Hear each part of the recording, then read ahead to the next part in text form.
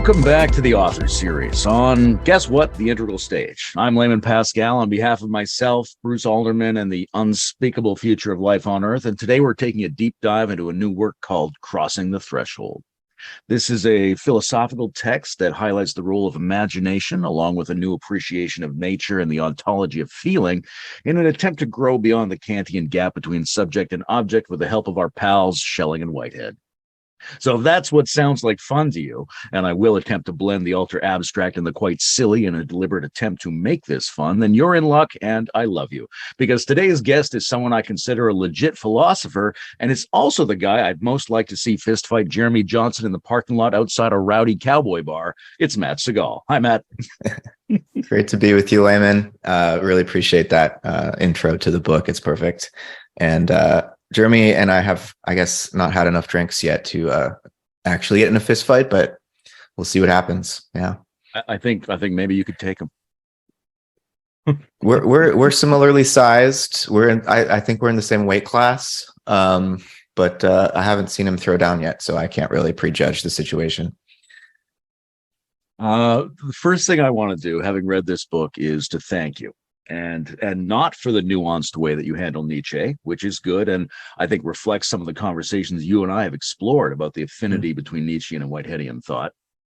The thing I actually want to thank you for is a bit more elusive than that.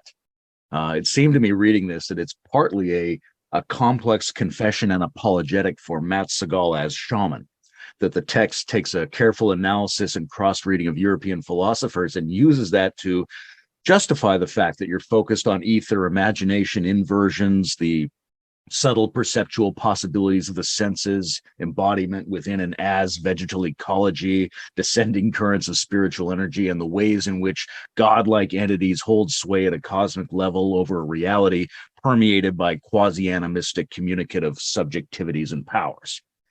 But for me, that's actually not just a Matt Segall confession. It's also something that's needed by the broader emerging community of shamans, both ancient and new. The intellectual labor that you've undertaken, I think, works to secure and encourage the validity of those modes of being from out of a well-reasoned analysis of the dead white European philosophers. And I think that's part of what we need in order to legitimize this kind of enterprise and these kinds of people in the contemporary world. So for that, I thank you.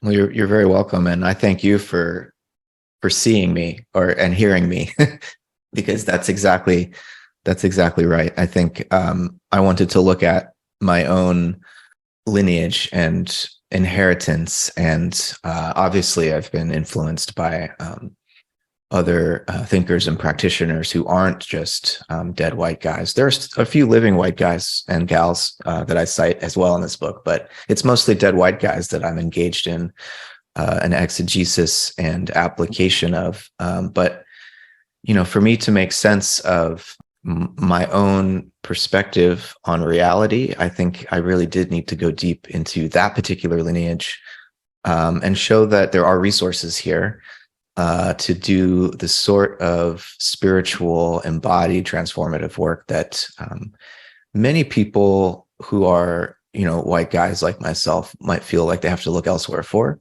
And again, there's riches to be found in so many different lineages and traditions. But I've found it right at home. So thanks for noticing that, and I hope it's a fresh reading of these thinkers. There's no doubt lots of ink has been spilled on Kant and Nietzsche, Schelling, though most of it in German. So this is, bringing him more into the English language. And Whitehead we're still waiting. I think we're in the midst of a Whitehead renaissance, and maybe much more ink or whatever we use to write in the rest of the 21st century will be devoted to Whitehead. We'll see. Okay, so there are these people who have proposed a transcendental approach to reality. And these people are pointing at a highly valuable mode of transcendental freedom and transcendental knowledge, anchored in a sense of a fundamental split between mind and body, between humanity and nature. And you're proposing, in contrast, a descendental approach that situates philosophy within an organismic, ecological, and imaginal context. So I guess the obvious question is, why do you hate trans people? Well, in a way, we all have to become trans in the sense that we're throwing off an artificial, not just understanding, an artificial habitus, like an artificial way of experiencing ourselves that you could say is culturally constructed. But the whole point of, the methodology of this book is that culture and nature are so thoroughly entangled with each other that you have to be crazy to think you could purify one side or the other of that dichotomy.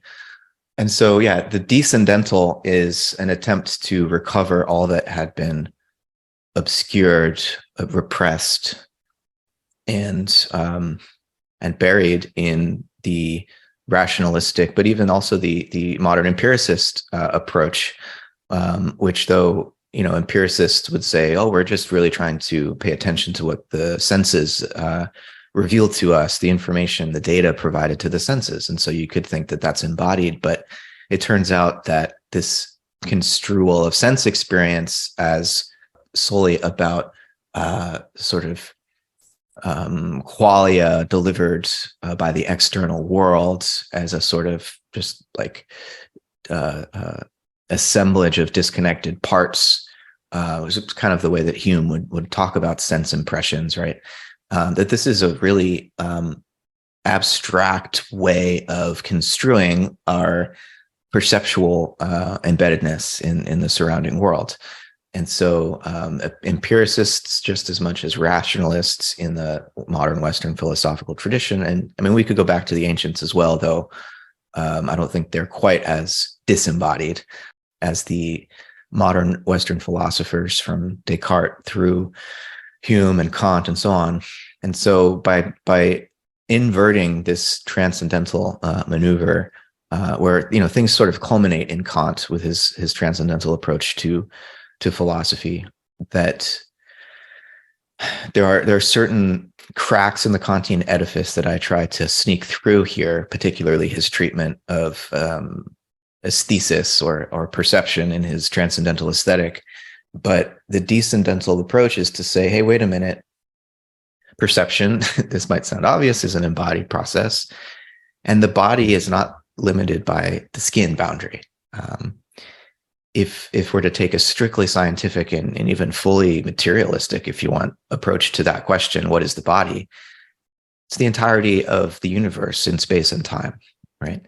And so I would think once you've understood that, and we can go more into why I would make the claim that our actual body is the entirety of cosmogenesis, then perception, the limits of perception that question becomes totally reconfigured. And what etheric imagination means is really an effort that I fully admit is nascent and remains to be developed. And just, I haven't fully explored the potential of etheric imagination in this book whatsoever. I'm more just saying, hey, this is possible for us to perceive as cosmic beings, right? That our capacity to experience is not limited to just the nervous system that we think ends at the tip of our fingers, right? It penetrates far deeper into space and time.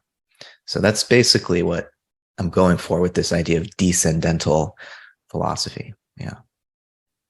Like it, it's much tidier than my term ciscendental philosophy. Before we dive a little bit more into theory, there are some, I want to call them linguistic housekeeping things that came up for me during the book. It was partly because I listened to it, read by the Balabulka software. How do you pronounce the word which means of or pertaining to the work of Schelling? I would say Schellingian. Schellingian? Yeah. Okay. How did it say that in your software? It Schellingian is what it came up with. Schellingian. Ooh, I mean, that's a little more elegant, actually. Yeah, I kind of like it. Schellingian. I might start using that. Okay. Okay. Second linguistic housekeeping question. Why on earth would someone write the word categorial instead of categorical? Really good question. Whitehead doesn't tell us why he calls it in Process and Reality his categorial scheme, but I think I suggest in this book somewhere that the difference between categorical and categorial, I think, has something to do with the way that Whitehead's trying to re-embed mind and its categories in real nature, right? Kant's categories are ideal. Whitehead's categories are real, right? What does that mean? Well, one thing that's different about how Whitehead discusses the role of categories is that, well, first of all, new ones are being created all the time. For Kant, no, they're just this fixed table of categories. I mean, there's 4 big ones and 12 minor ones if you unfold them each dialectically. And that's it. There's just that table of categories once and for all to interpret and determine all of our experience. Nothing about experience is ever going to lead us to need to change or update these Kantian categories. It's very different for Whitehead. He does have his table of categories, things like actual entities and eternal objects and so on. But one of his categories is what he calls them contrasts. And every occasion of experience is realizing new contrasts. And so he says about this category of contrasts, there are indefinitely many new categories that would be brought forth as a result of contrasts achieved aesthetically in any given moment of experience, right? And so categories are proliferating, spilling out of this text process in reality. Even after you finished reading it, Whitehead would say, keep going, you know? And so categorial, I think, is his way of suggesting that, categories are part of and produced by encounters with the real. Nice distinction. Thank you. How would you summarize what Kant is best known for? And relative to that, where do you think his thought was starting to go at the end of his life? Well, he lived long enough to go through at least 3 phases. I'm not a Kant scholar necessarily, but I think I can detect 3 phases. I mean, his earlier phase, his pre-critical phase, we could say, he was very interested in cosmology, and he wrote this great text, Universal Natural History and Theory of the Heavens, in 1755, which is pretty close to a kind of evolutionary cosmology. And he's really, in that text, he has to do a lot of work to say to the theologians, like, look, I'm not saying God's not real. I'm just saying maybe God's method of creation is a little different than you've been suggesting so far. Maybe God's so perfect and powerful that God created mechanistic rules for dead matter and set it in motion, and all by itself it gave rise to all of these spinning orbs and stars and creatures like us. And so he goes through, drawing a lot on Newton's understanding of universal gravitation to say, hey, all I need is this law and maybe 1 or 2 others, and I can give you the entirety of what we observe. And he even was one of the earliest to suggest, this might seem obvious to us nowadays, but in seeing the Milky Way, right, this band of stars that runs across the sky, sort of crisscrossing with the ecliptic of where the sun and the moon and the planets move through the sky, he suggested that this might be a galaxy. He didn't use the term galaxy yet, but there were astronomers had known about what they called nebula at the time, which were these little fuzzy disc-shaped things in the sky. And they're like, what is that? And Kant was like, we're inside of one of those. And there's lots more of these Milky Ways. So he used Milky Way plural, like to refer to the fact that the universe is pretty vast. In other words, there are these huge star systems everywhere. And so, he was quite a talented, insightful, imaginative natural scientist and cosmologist, right? But then he reads David Hume, who had been freshly translated into English, into German, not long before, and he says famously that he was awakened from his dogmatic slumber. And what he means by that is Kant Kant had been assuming this sort of naive realism that's baked into the Newtonian perspective on nature, that we can sort of look out there and see causation and necessary connection between the bodies whose motion we're measuring, right? And David Hume, the empiricist, did a really precise analysis of his sensory experience and said, look, when that billiard ball hits the other billiard ball, I don't see causation. I don't see necessity in the connection which unfolds as force is transferred from one ball to the other. All that I see is what he called constant conjunction. And so based on my past experience, Hume said, yeah, it seems like this ball will do that when it hits that ball, but that's not a law. I have no basis for the formation of laws which would be necessary and universal. And Kant took this in and said, yeah, you know what, you're right. And he set to work developing what became called critical or transcendental philosophy. And in order to respond to Hume's criticism, which it might not be immediately apparent, but for Kant, this insight of Hume's that causality is not necessary connection, for Kant was potentially going to topple the entirety of natural science. And so Kant's maneuver into this transcendental form of philosophy is basically to say, well, Hume, you've taken space and time for granted as just sort of out there, and that, you come to know about space and time through your experience, but actually space and time are these a priori structures. They precede our experience and provide for the possibility of our experience of any objects. And similarly, causality is not something we learn about through experience.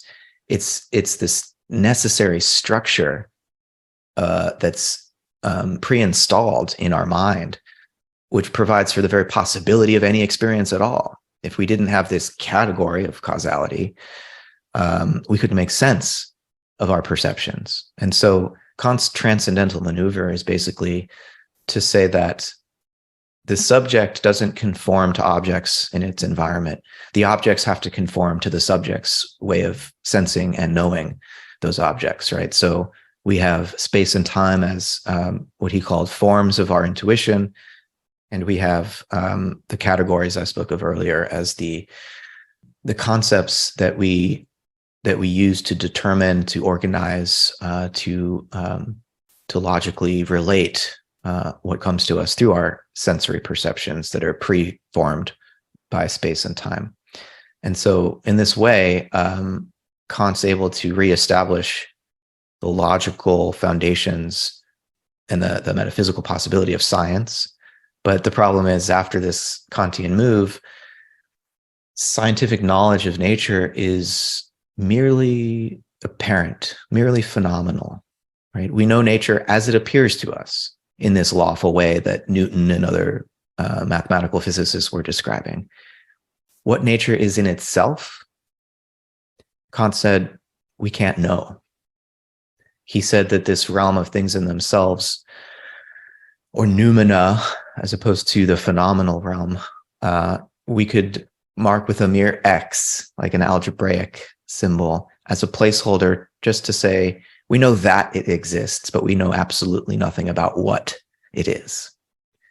And the problem, though, for Kant was that he contradicts himself on this point, because he says that this X, this noumenal realm of things in themselves, beyond the phenomenal or apparent domain that science can know things about, he says it causes our sensory experience. Now, it might not be immediately obvious why this is a contradiction, but the category of causality is only supposed to apply to the phenomenal realm in Kant's scheme. But here he is saying that the noumenal realm is causing our sense experience. And that's one of those cracks in the Kantian edifice. And I'm not the first to notice it. Kantians might say, oh, well, that's not really what he means. And they try to, make amends for this apparent contradiction. But the German idealists who followed in Kant's wake, Fichte foremost among them, really made a big deal about this contradiction. And it broke open Kant's critical philosophy into a far more speculative form of idealism that followed in his wake. And Fichte, Schelling, and Hegel were all the explorers of the domain which opened through this crack, right? And I chose Schelling in particular to build on for specific reasons. I mean, they're all called German idealists, but I would say that Fichte overemphasizes the role of the ego, and Hegel overemphasizes the role of abstract concepts. And Schelling was known for his natural philosophy, which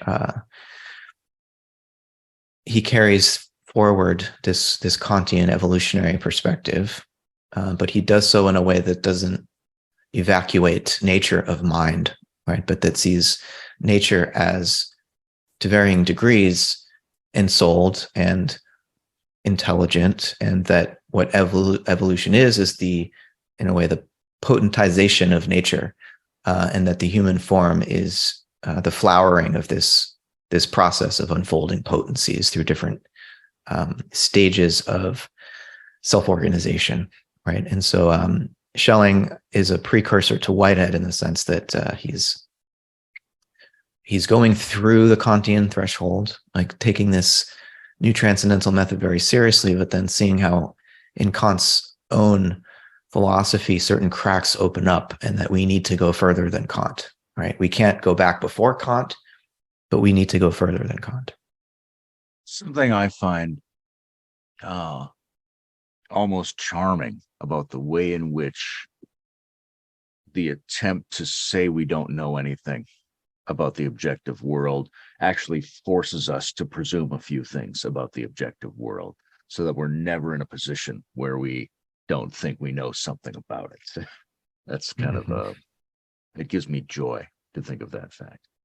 But Kant, whatever it is, seems to me was extremely empowering for people, because he sort of asks us to undertake a difficult skill building task, which is to pause at this threshold of knowing and not assume that our obvious types of cognition and perception are necessarily evidence of the nature of the world beyond our minds. There's an extraordinary epistemic humility and a beautiful discipline to that, which has been very productive for modern science. But it also seems like it represents or contributed to a grave doubt, maybe even a depression, about the human capacity to see and touch the world. That's maybe one of the generators of the meaning crisis, so to speak.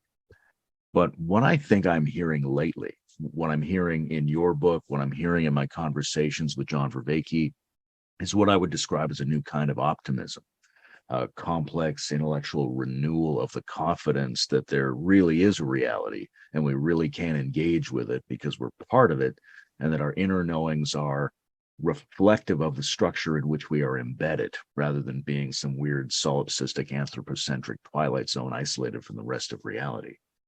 Do you sense that there's a new confidence about knowing among leading edge thinkers today? Mm-hmm. Absolutely. There was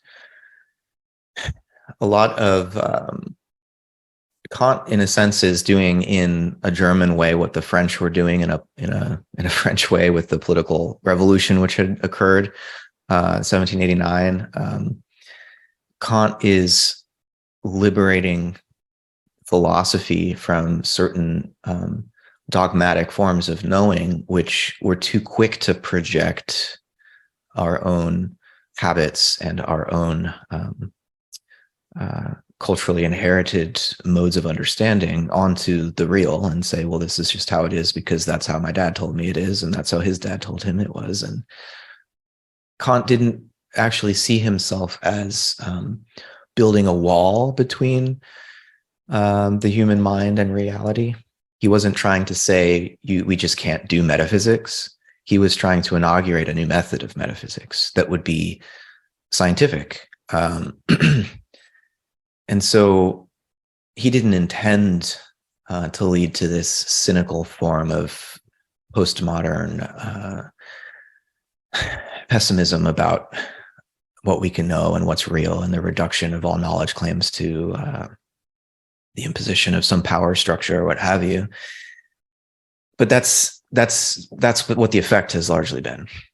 And so I do think, of late that various thought movements are saying, no, we can know the real, but not in the way that we thought.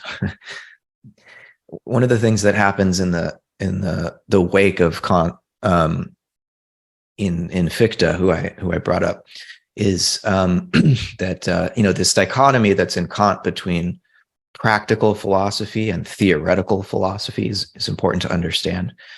Theoretical knowledge would be more of this sort of passive observation of what's going on. Practical philosophy is more about what we do in the world, our action. And one of the ways to interpret what Kant did, and Fichte really makes this quite plain, is that theoretical philosophy becomes somewhat derivative of practical philosophy. And so, in other words, knowledge is a constructive act. It's something we do, right? It's not just something we have. It's something we bring about. And so for Fichte, for us to know nature, recognizing Kant's whole project to show how nature as it appears to us is a kind of construction of our mind, Fichte said, well, to get over this boundary between the realm of phenomena, how things appear to us, and what's real, we're not going to do it just by contemplating appearances. We're going to actually have to actively transform nature into mind, right? And there's some ways in which the techno-industrial remaking of the planet that has accelerated, geologists refer to it as the Anthropocene and whatnot. This discourse is widespread today. You could see it as the Fichtean approach having kind of won out, right? The human being has gone about transforming the earth into something artificial, right? And so it's as if we've stamped our freedom onto the world and claimed ownership over it. And in so doing, we've known it, but we've known it in a very instrumental way. What Schelling does, and Schelling was a student not only of Kant's but of Fichte's, is he points out the way, and he says this, that all modern philosophy lacks a living ground because real nature is not available to it, right? And it became, modern philosophy became so obsessed with the freedom and the power of the mind that it neglected the life of nature, and which is its own life ultimately. And so mind became kind of ossified. And what Schelling does is inverts this Kantian picture, not to deny our freedom, not to deny the power of the mind, but to say, instead of what must the mind be such that nature can appear to us in the way that it does, which is the Kantian and the Fichtean question, Schelling says, well, what must nature be such that mind could have emerged from it, such that our own consciousness could have emerged from it in this evolutionary process? And this reconfigures the whole philosophical arena and lets us play a very different game, whereby we recognize that nature is this living process, and indeed for Schelling, a divine process, and that rather than imagining God as or the ultimate being, as Kant did, as a kind of idea of reason that we can't know, but that we're justified in believing in for different moral reasons and theoretical reasons. For Schelling, God, rather than just an ideal, becomes something real that's actually present in our experience all the time. We just either, it's so terrifying and awesome in the sense of terrifying that our habit is to cover that perception of the divine ground over. But Schelling says, no. We need to dive into that and recognize that, God's not an old man in the sky. God is a living process that we are participants within, finite participants within, though we're only finite because we're caught up in a process that from God's perspective is eternal, but for us is not, right? For us, there appears to be time and space. And I don't deny that time and space are appearances in my book.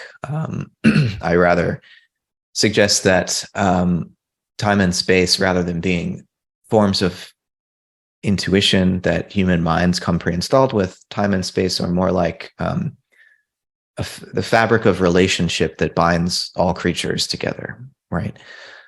And so who am I in that process? I become a nexus of relations. And while relatively speaking, I am me and you are you, we're constantly passing into and out of one another through space and time. And so space and time become the tissue of our shared organismic feeling as one body. And in fact, ultimately, that is God's body, and the evolutionary process, cosmic evolution, is the incarnation of this deity. And Schelling allows us to think thoughts like this, but it's more an invitation to feel this as a reality, right? And so there's a deep spiritual practice in here, and I think the optimistic, the upside of all of this is that human life has purpose and meaning again. We have a role to play in furthering the incarnation of God, if you want. And what that means, I think, is I would hope open to a plurality of different approaches. But for me, it means continuing the philosophical quest to understand, but to recognize that we will never have knowledge. We will just continue to learn. And so you could say descendental philosophy rather than, as Kant had it, with transcendental philosophy, where it was about the conditions of knowledge, the categorical conditions that make knowledge possible. Descendental philosophy is more about the conditions of learning, what makes learning possible, right? And this is the processual dimension of descendental philosophy, but it's also the aesthetic dimension, and it's the spiritual dimension, because in effect, God is learning through us. And, it I think opens life up again to be an adventure that really matters. It has ultimate significance. What we do, what we think, what we feel, because we're contributing to the growth of this organism that we are cells within. And so, yeah, I hope people find it inspiring and a renewed source of purpose and meaning in a world, in a culture that in so many ways tells us that all that matters are material sources of pleasure, money, sex, power, etc. Nothing wrong with those things, but there's a larger event unfolding, and we're participants in that. I'm hearing you say words like us and we a lot. And when I was reading the first half of the book, especially, which I mostly listened to while shoveling snow in the backyard, one of the thoughts that kept coming up for me is, oh, Matt's trying to introduce intersubjectivity, where Kant's just focused on subjectivity. Does that sound reasonable? Yes. Mm-hmm. Yes. Now, one other thing that came up for me is, so Fichte, Schelling, Hegel are standing before Kant and trying to figure out pathways that move on from the event of his thought. Where is Schopenhauer in all of this? Because he doesn't seem to be mentioned in the volume. Yeah, he's not. I've read The World as Will and Representation, and when I read it, I was going around calling myself a Buddhist for all the wrong reasons. And I think Schopenhauer he was a troubled soul, and that he was a pessimist, and also he was fucking brilliant. And his challenge to all of these fancy idealist professors, and he didn't like any. I mean, he especially hated Hegel. He was more amenable to Kant, and in fact, he kind of takes Kant and reads Kant through Buddhism, and gives one of the earliest sort of Western inflections of Buddhism. It's not Buddhism. It's a Western inflection, just like Alan Watts is not really Buddhism. Not that there's anything wrong with, I mean, not really Buddhism. Buddhism can be whatever it wants to be, wherever and whenever it wants to be. It's a living tradition, right? And I can't really answer why Schopenhauer is not in this text, other than to say I went with Nietzsche instead. And I think Nietzsche might be a slightly more, a way more optimistic thinker, in the sense that, for Schopenhauer,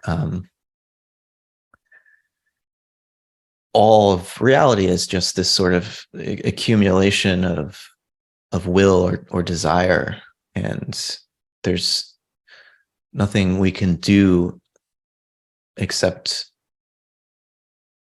release ourselves from the striving to know, because there's nothing to know. And it ends in a kind of nihilism.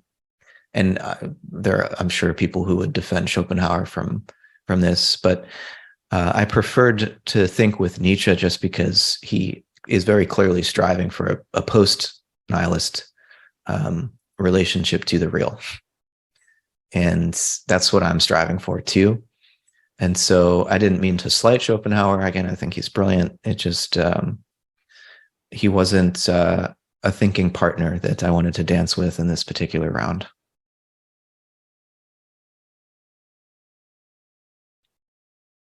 Matt, what is imagination?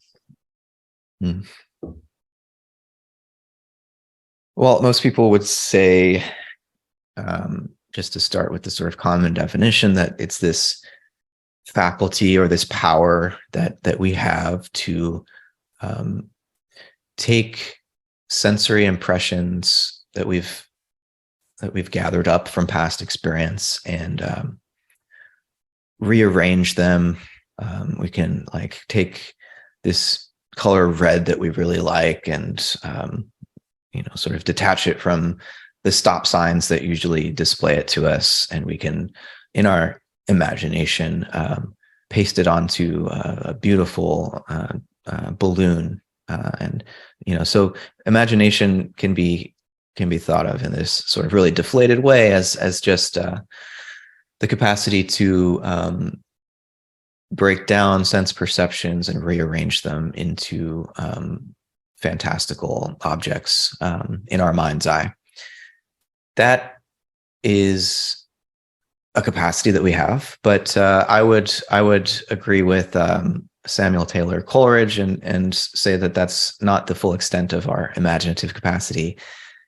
Coleridge would call what I've just described fancy, and he would say that imagination, as opposed to fancy, is actually a creative power. It's not just a merely reproductive power. In other words, it's reproducing what we've already experienced. But more than that, thinkers like Coleridge, and here he's cribbing Schelling, actually, literally, Coleridge would translate Schelling from German into English and pass it off as his own. Schelling later forgave Coleridge for this, just because he really appreciated that he'd been understood by an English person. But Coleridge would say that in the depths of our imagination, our creative imagination, we're actually participating in a cosmic power and indeed a divine power. So imagination in this higher sense functions as a kind of portal through which we come into contact with and participate in creation, like divine creation, cosmic creation, cosmogenesis, if you want. And so out of imagination pours the future forms that the world can and will take. And so it's not merely reproductive, right? It's productive, it's creative, and it's the engine of evolution. And so I want to view imagination not just as a faculty of the human mind, but as the ground of existence, in a sense. And we partake of this ground of existence, this divine or cosmic imagination to varying extents. I think we can cultivate our connection to this ground of existence. It's not like we all have immediate access to its most profound depths, but there's nothing to prevent us from going all the way to the creative core by cultivating this imaginative capacity, right? And so it is rather than thinking of it as fantasy that it disconnects us from reality, I think it's only through imagination that we could contact the real. So later in this book, you take a deep dive into these considerations of like the vegetal and organismic nature of reality and cognition. And what kept coming up for me personally was whether or not there's like a normative dimension to that. And what do I mean? Like Heidegger famously said, we're the beings whose being is in question, right? We're available to our own inquiry about our nature because we have a certain freedom from what we see as the roles and constraints of other species. But that doesn't necessarily mean we're at liberty to do whatever we want. Like if our subjectivity has evolved within a much older biospheric domain of subjectivity, which in turn evolved within and mediates the potential sensitive intelligence of the solar system, then our inner life might have a function within those systems, just as our organs have functions within our bodies. That real agency might reside in the voluntary choice to fulfill a kind of ecological function rather than to deviate from it. And I'm curious how that lands with you. Do you suspect our species has like a unique role or normative function within the ecosystem that we might or might not be successfully fulfilling? Yeah, absolutely. I mean, I'm not sure if this is part of your question also, but that the human has a different role than animals and a different role than plants. And so why am I saying that human imagination is plant-like? And what's going on there? And then I'll get back to the responsibility that I think human beings have to wake up to their ecological function, as it were. So in the Timaeus, which is Plato's cosmological dialogue, he describes the human being as an upside down plant. Because just like most plants, we grow vertically, whereas animals are horizontal, right? And so, but we're inverted. So our roots, our heads are in the sky, right? And our branches, our limbs grow down to the earth. And I think what Plato was suggesting here is that we are nourished by divine ideas, right? And we are growing into the earth, and that we do have a mission on the earth. So Plato is often read as a kind of two worlds dualist who thought we should escape from our bodies into the purity of the soul. I think that's a misreading of Plato. All due respect to Nietzsche and many others who have read Plato in this way. I think this apparent dualism in Plato's thought is more of it serves a pedagogical purpose. He's trying to guide us across the threshold, because until we've crossed the threshold, as it were, we might think that we might have the wrong idea about what bodies are. It's not that Plato wants to disconnect us from our body. He wants to say that bodies are incarnate ideas, right? So in any event, we're inverted plants, right? Okay, but what does this mean practically speaking for us as human beings? And how I would read this is it's an invitation to think about knowledge differently than we have been prone to in the modern period, which is, as I said earlier, kind of instrumentalist approach to knowledge, where it's more about technologically manipulating something. We say we know something when we can reverse engineer it and build one, right? Well, we know what life is when we can build an organism. And as opposed to this sort of instrumentalist understanding of knowledge, Plato is suggesting that we think of ourselves as plants, and plants, unlike animals, aren't as good at manipulating their environment. They communicate with their environment in deep and rich ways. But if we were to plant the human being and recognize that, of course, we're mobile and it makes us different from plants, but that mobility might be distracting us from this more rooted sense of knowing, whereby we're always already connected with that which we are attempting to know. We don't need to go get it over there. We don't need to manipulate something in order to turn it into knowledge. That in some sense, we're always already at the center of things everywhere we go. And this, Whitehead's understanding of concrescence and what an actual occasion of experience very much speaks to this sense of always being at the still center of a universe which is nonetheless in constant process. But then, in terms of, and there's more I could say about the whole vegetal ontology that is at work in the book, but I want to speak to the other part of your question, which is like the ecological function of the human. I think there's a tendency in contemporary environmental philosophy and environmental ethics to really rail against anthropocentrism. And rightly so. I think there's a certain kind of anthropocentrism that puts a diminished sense of what the human being is at the center of everything, as though we're the apex predator. And so all of the Earth's resources and all of the Earth's organisms should be harvested for our pleasure.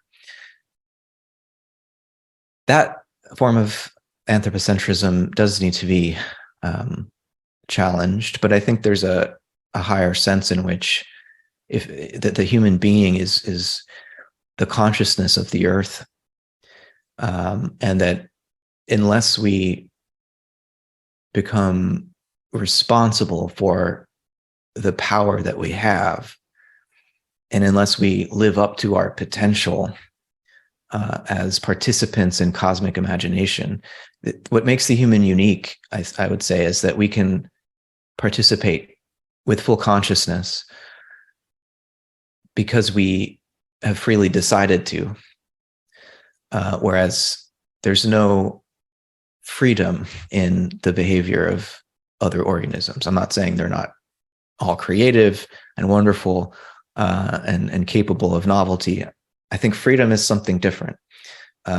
It's in human beings that freedom and the capacity to love become possible. And unless we recognize this unique difference about the human being and live up to this higher calling, then we'll continue to think of ourselves as just another animal. And if we're just another animal, then fuck yeah, we're the apex predator. This earth belongs to us and we're going to do whatever we want with it.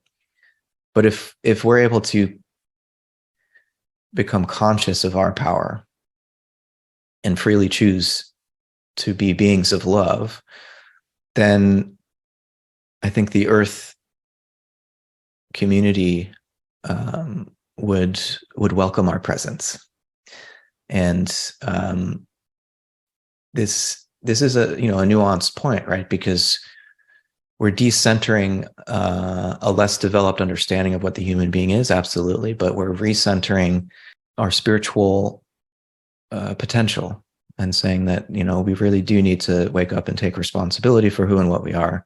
The earth actually wants and needs us to do that, and stop with this sort of cynical, like, oh, well, everything would be better if human beings just weren't here. Because I don't think that's true. So, yeah. In an oversimplified way, if you take Kant and you add in Schelling and relativity theory and quantum mechanics, then maybe you get something like Whitehead. What does Deleuze bring in that isn't already in Whitehead? So, Whitehead is in so many ways kind of Victorian in the mood that comes through in his writing, whereas Deleuze is a bit of a chaos agent, And if Kant is the guardian of the threshold of sort of representing modern philosophy, Deleuze is the guardian of the threshold representing postmodern philosophy. And I think I'm really trying to not only go through the Kantian critical phase of philosophy, but also to go through the postmodern phase of the development of philosophy. And so it's the same reason I think with Nietzsche is at play when I think with Deleuze. And the benefit of Deleuze is that he himself inherited and digested both Schelling and Whitehead's philosophies. And I treat him as someone to think with because of just how damn creative he is. And, in this text, as someone who's not a mathematician, who's not a physicist, I'm nonetheless trying to engage with some of the concepts at play in relativity, quantum theory, and the development of non-Euclidean geometries, which allow us to gain a foothold in our scientific study of space and time and whatnot. And Deleuze has this wonderful notion that, philosophy in some sense is a kind of science fiction writing. And that, Deleuze would engage with the history of mathematics and with different scientific concepts. And he had deep understanding of these scientific concepts, but he's trying to and he's not just using them as metaphors, but he's trying to get at the metaphysical underbelly of these concepts from physical science. And I'm trying to do something similar. And so I couldn't help but appropriate his methodology here, right? I say in the beginning of the book that I'm engaged in a kind of science fiction. And he also says that philosophy is like a kind of detective novel, which similarly, in my attempt to follow the way that imagination has been treated and mistreated by modern philosophers, I refer to it as an attempt to understand this murder mystery of imagicide. Why did modern philosophers feel the need to so violently restrain this creative power, right? And so Deleuze is hip to all these things, and so I couldn't help but emulate his method. On the other hand, Deleuze is also more prone to a kind of atheism or pantheism. He's like Spinoza in that sense that, even though Spinoza was clearly a pantheist, he would often get called an atheist because God and nature are the same thing, right? And I try to think with and through, but beyond Deleuze also, because rather than an atheism or pantheism, I really do try to articulate pan-entheism, which is just a higher octave of the dialectical process here. But I want to be able to, without embarrassment, use the G word and think about liturgy and ritual and prayer and all of these things that get packaged in the suitcase of religion and say, hey, this is all still relevant. And Deleuze, maybe more so Deleuzians nowadays, might scoff at that whole project. So as much as I do draw upon him, I also try to do something a little bit differently than he might. Well, speaking of science fiction, Roger Penrose has this really intriguing notion that time's definition in the physical universe ceases to apply under certain special entropy conditions, at which point the universe can't tell the beginning from the end of time and it starts again, with maybe some slight residual effects on the descendant universe. And a bit like that, you have this para-Whiteheadian notion of different world souls that might hold sway over different cosmic epochs in which the community of ontological beings invents their common intelligence and common divinized potential differently. Is that right? Yes. And yes. So this is actually an amendment or a creative extension of Whitehead's idea of what he calls cosmic epochs.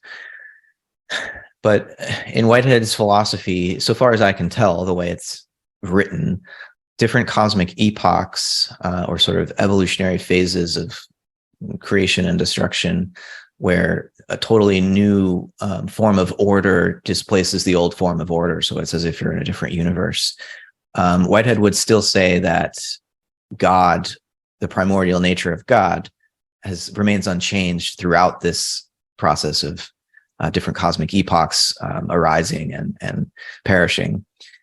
And because I'm in dialogue with, like Deleuze and Nietzsche, I needed to make some concessions somewhere about Whitehead's theology. And so I play with this idea that, okay, maybe God does die as each cosmic epoch or phase of cosmic order reaches its climax and then begins to wither away.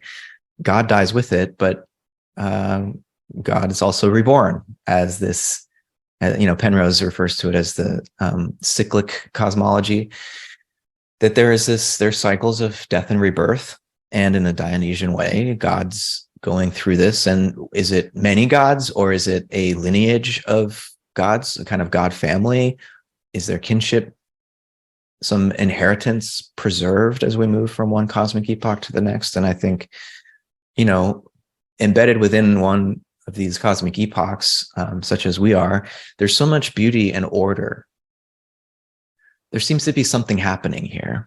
And for all of that to just have emerged from scratch at the Big Bang seems rather unlikely to me. And so I'm speculating in this book that something like what Penrose is describing is going on.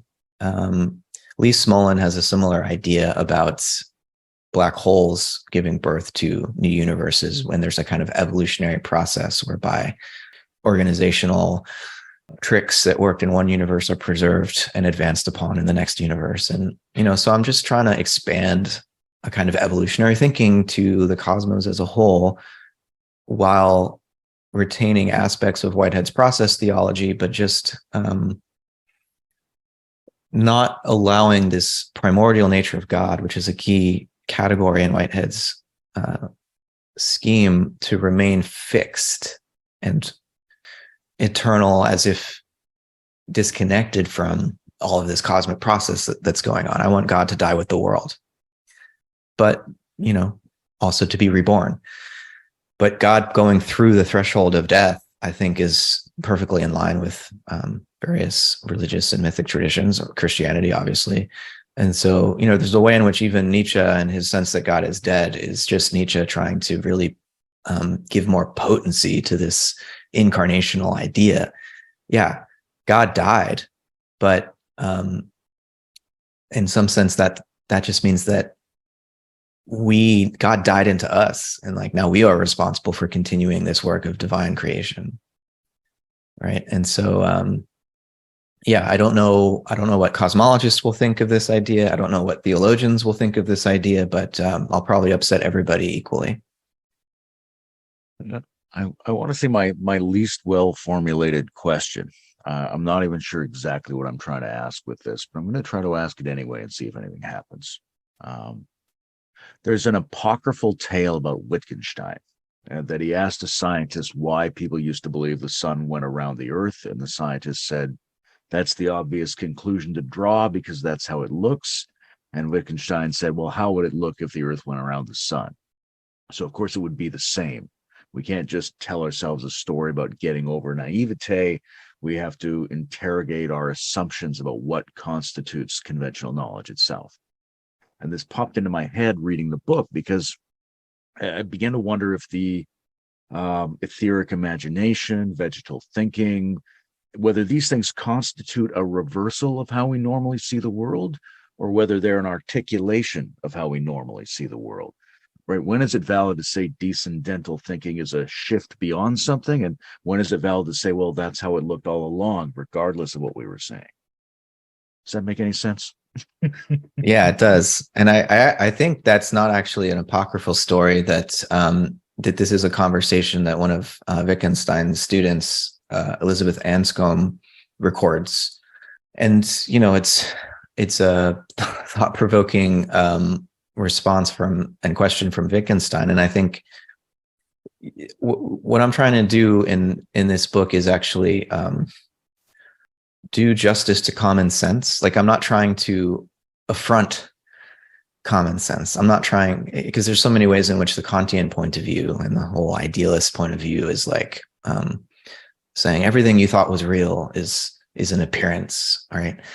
And is a mirage, and you need to adopt this very technical form of critical reflection upon your experience to recognize that it's a sham, and to begin the long, arduous process to a truly scientific way of experiencing and understanding the world. And it's not that there isn't some importance to being attuned to the ways we can deceive ourselves, but at the end of the day, we don't want to negate common sense.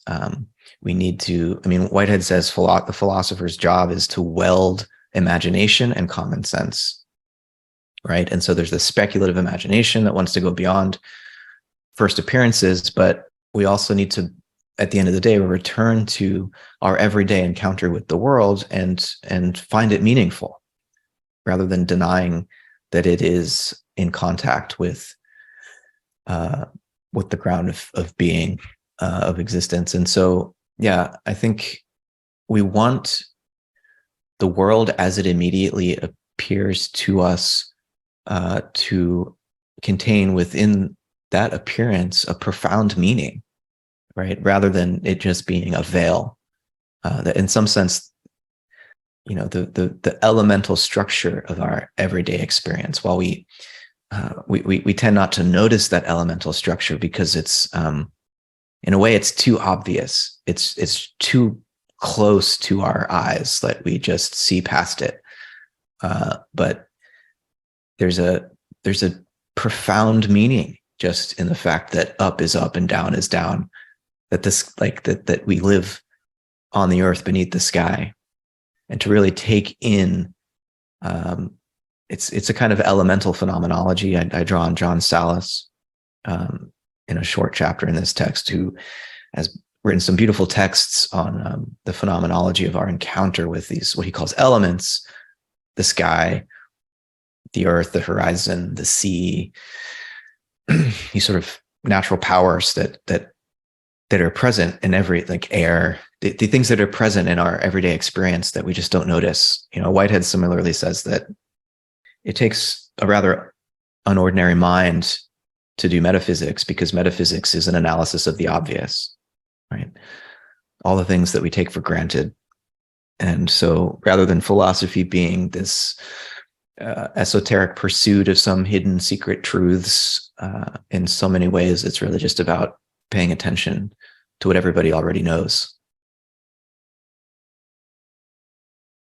I like this idea that the philosopher is trying to weld imagination with common sense.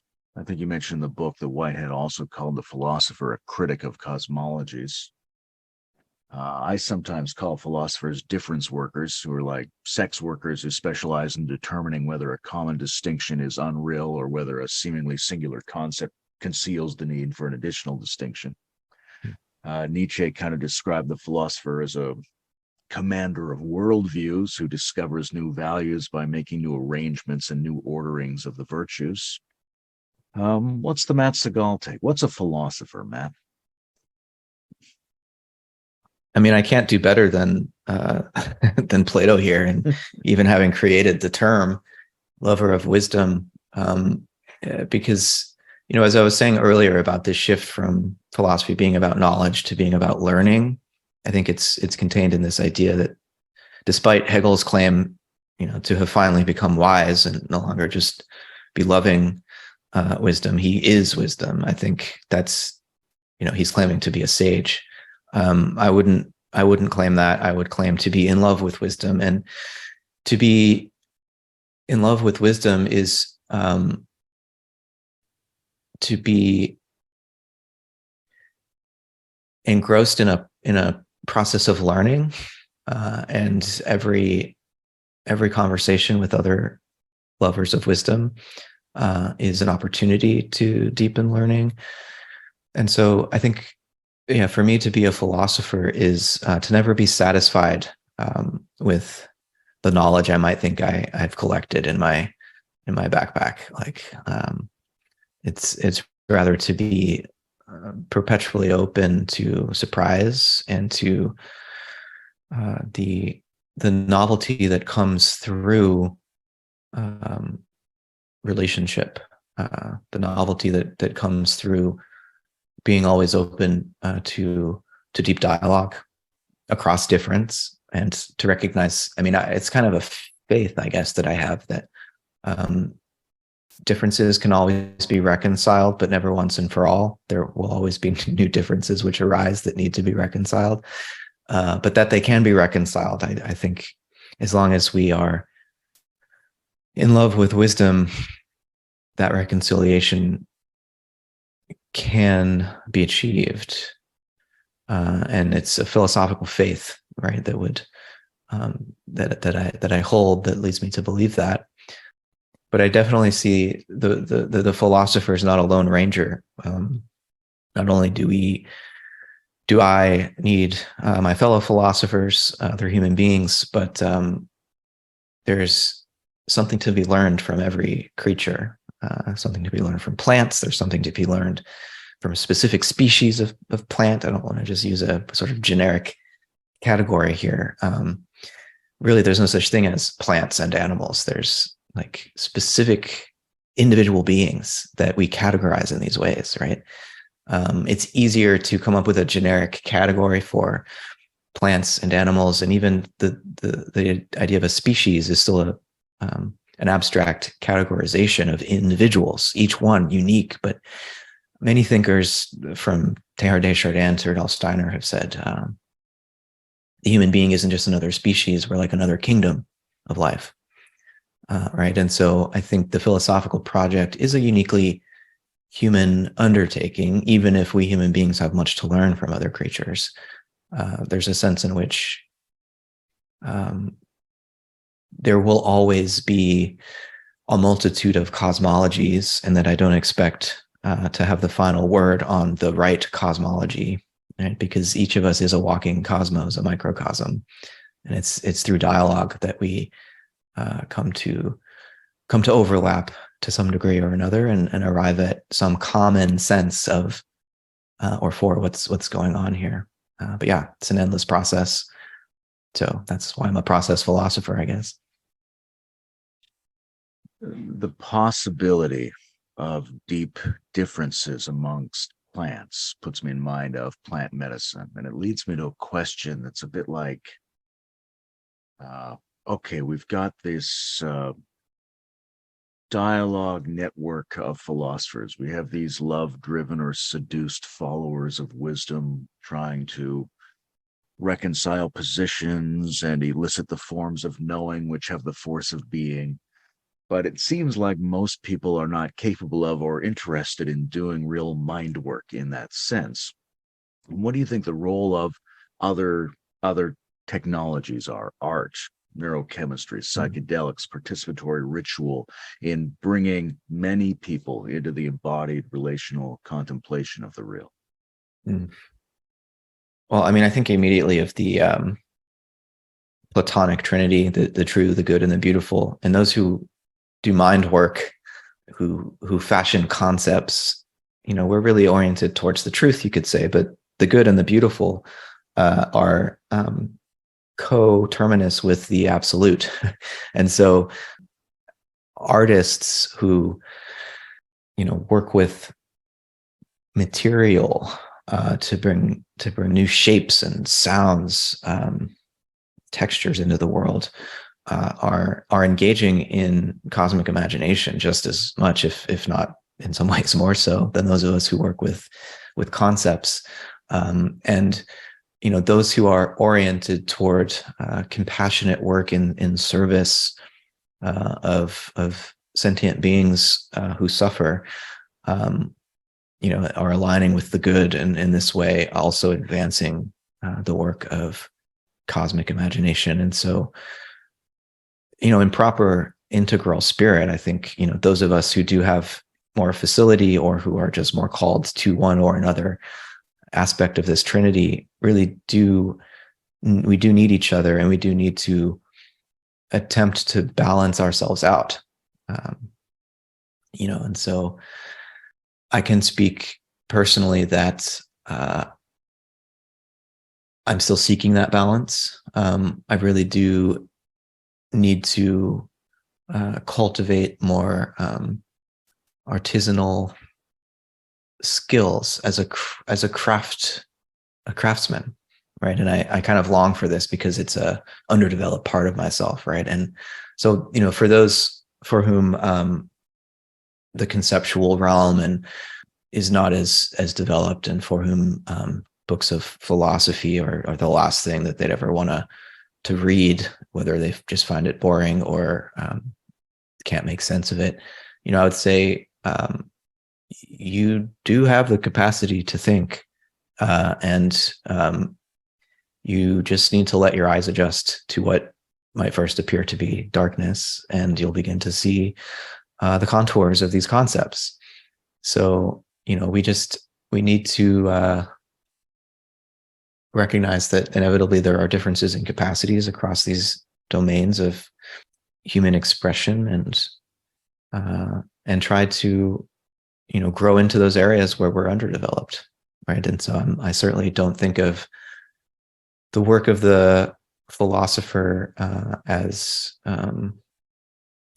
most important in any sense. Philosophers need art to provoke them. The philosophers need virtuous people to emulate. But at the end of the day, I hope that being a philosopher is not absent the pursuit of excellence in these other domains as well. So, other than simply being done, what are you proudest about in regards to this book? I'm proudest of my complete lack of respect for disciplinary boundaries. It's a wild text that transgresses the science and religion dichotomy, that transgresses methodologies. I try to be rigorous in my thinking, but I also try to say, hey, you're not going to understand this unless you're willing to feel what I'm talking about. And most philosophical texts just stick to conceptual argumentation. And I say right at the beginning of the book, this is not a logical argument. I'm not going to prove anything to you. This is an experiment. And I think we need more philosophy like that. And I hope that this can serve as an example to be improved upon. But yeah, I think I'm committed to transdisciplinary work, and I'm proud of the way in which this book cannot be at least easily categorized. Yeah, there's something in it for everybody, and something in it that will. I don't expect that any readers, even those who love a lot of it, will agree with everything. I think I tried to be equally provocative, both to academic philosophers, to scientists, to occult practitioners. So, yeah. Is there a next text on the horizon? Is there a further reaches of the etheric imagination, or what are you looking forward to doing creatively? It's hard to say what's next, because I can tell you about my plans, but knowing how things have unfolded in the past, what I plan to write is often not what I end up writing. But I've been deepening into the work of Rudolf Steiner, and I do include some of his ideas in this text, but I'm really interested in trying to write a book about something like the place of the human being in cosmic evolution. And I think the title I'm playing with is The Cosmological Context of Human Evolution. and to try to integrate the very esoteric and often mind-blowing, crazy sounding ideas that Steiner comes up with Whitehead, who is more grounded in natural science. Not that Steiner's not grounded in the sciences, but I think Whitehead's cosmology provides some helpful ways of elucidating what in Steiner remains somewhat esoteric and obscure. And so I'm hoping to be able to unpack some of the connections I see between their thought and really bring two very different communities together, anthroposophists and academic philosophers. Though, those interested in Whitehead among the academic philosophers are a strange enough breed that they might be open to this sort of attempted synthesis. So that's what I'm planning to move towards in terms of a next book, but don't hold me to it. We'll see what happens. Okay. This has been lovely and fun and intellectually challenging. Thanks very much for having this conversation with us, Matt. My pleasure, Layman. You're very good at what you do, and it's always wonderful to be in dialogue with you. So thank you.